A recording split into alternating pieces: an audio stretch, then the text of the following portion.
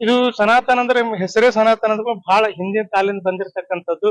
ಇದಕ್ಕೆ ಆದಿನೂ ಇಲ್ಲ ಅಂತ್ಯನೂ ಇಲ್ಲ. ಇಂಥ ಒಂದು ಸಂಸ್ಕೃತಿ ಏನಪ್ಪಾ ಅಂತಂದ್ರ ಬಹಳ ಚೆನ್ನಾಗಿದೆ. ಈ ನಮ್ಮ ಸಂಸ್ಕೃತಿಯಲ್ಲಿ ಇರ್ತಕ್ಕಂಥ ಗುಣಗಳು ಬೇರೆ ಧರ್ಮದೊಳಗೆ ಅದಾವ ನನಗೆ ಗೊತ್ತಿಲ್ಲ. ಬಟ್ ನಮ್ಮಲ್ಲಿ ಏನಪ್ಪಾ ಅಂದ್ರೆ ವಿಶಿಷ್ಟವಾಗಿರ್ತಕ್ಕಂಥದ್ದು ವಸುದೈವ ಕುಟುಂಬ, ಎಲ್ಲರೂ ಒಂದೇ ಅನ್ನುವಂತ ಮನೋಭಾವ ಈ ಸನಾತನದಲ್ಲೇ ಬರ್ತದೆ.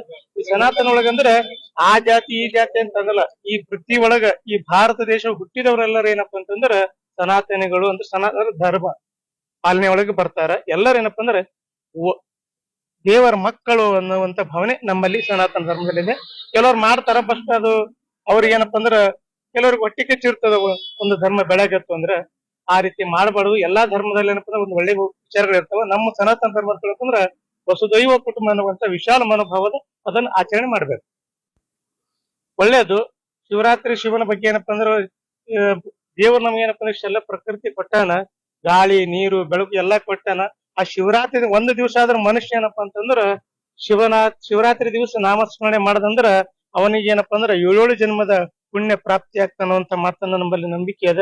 ಆ ಶಿವರಾತ್ರಿ ದಿವಸ ಮನುಷ್ಯ ಸಂಸಾರ ಜಂಜಾಟ ಒಳಗ ಬಿದ್ದಾಗ ಒಂದು ದಿವಸ ಆದ್ರೂ ಕೂಡ ಏನಪ್ಪಾ ಅಂದ್ರ ಶಿವನ ಧ್ಯಾನ ಮಾಡ್ಲಿ ಅಂತ ತಿಳ್ಕೊಂಡು ಆ ಶಿವರಾತ್ರಿ ಏನಪ್ಪಾ ಅಂದ್ರ ಪವಿತ್ರವಾಗಿರ್ತಕ್ಕಂಥ ದಿನ.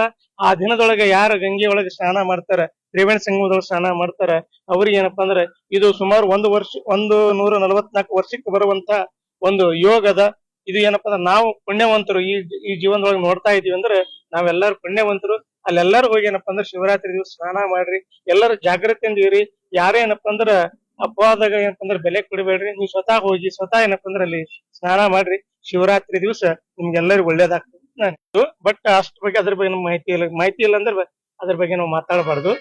ಗೊತ್ತಿರತಕ್ಕಂಥ ಏನಪ್ಪಾ ಅಂದ್ರೆ ಯಾಮಾರ್ಸಕ್ಕಂತ ಯಾಮಾರ್ಸ್ಲಿ ಬೇಕಾದ್ರೆ ಬಿಡ್ಲಿ, ಆದ್ರೆ ಶ್ರದ್ಧೆ ಅನ್ನೋಂಥದ್ದು ಬಹಳ ದೊಡ್ಡದದು. ನಮ್ಮ ನಂಬಿಕೆ ಅನ್ನೋಂಥದ್ದು ಬಹಳ ದೊಡ್ಡದದು. ಆ ನಂಬಿಕೆ ಏನಪ್ಪಾ ಅಂದ್ರೆ ಅದೇ 144 ವರ್ಷಕ್ಕೆ ಬರ್ಬೇಕು ಅಂತ ಹಂಗೇನ್ ಇರಂಗಿಲ್ಲ. ನಮ್ಮ ನಂಬಿಕೆ ಚಲೋ ಇತ್ತಪ್ಪ ಅಂದ್ರ ನಾವು ದಿನನಿತ್ಯ ಏನಪ್ಪಾ ಅಂತಂದ್ರ ಅದು 144 ವರ್ಷಕ್ಕೆ ಕುಂಭಮೇಳ ಅಂತ ನಾವು ಸ್ವೀಕಾರ ಮಾಡ್ಬೋದು. ಹೊರತಾಗಿ ನಂಬಿಕೆ ಇಲ್ಲ ಅಂದ್ರ ನೀವು ಯಾವಾಗ ಮಾಡಿದ್ರು ಕೂಡ ಅದು ವ್ಯರ್ಥ ಆಗ್ತದೆ. ನಂಬಿಕೆ ಬಹಳ ಮುಖ್ಯ ಅದ. ಶಿವಮೊಗ್ಗ ಸುದ್ದಿ ಪ್ರತಿಕ್ಷಣ ನಿಮ್ಮೊಂದಿಗೆ.